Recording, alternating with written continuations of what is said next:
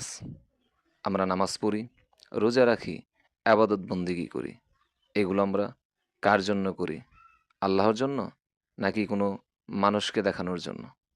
রাসূলে পাক সাল্লাল্লাহু তাআলা আলাইহি ওয়াসাল্লাম ইরশাদ করেন, "প্রত্যেক কাজ নিয়তের উপর নির্ভরশীল।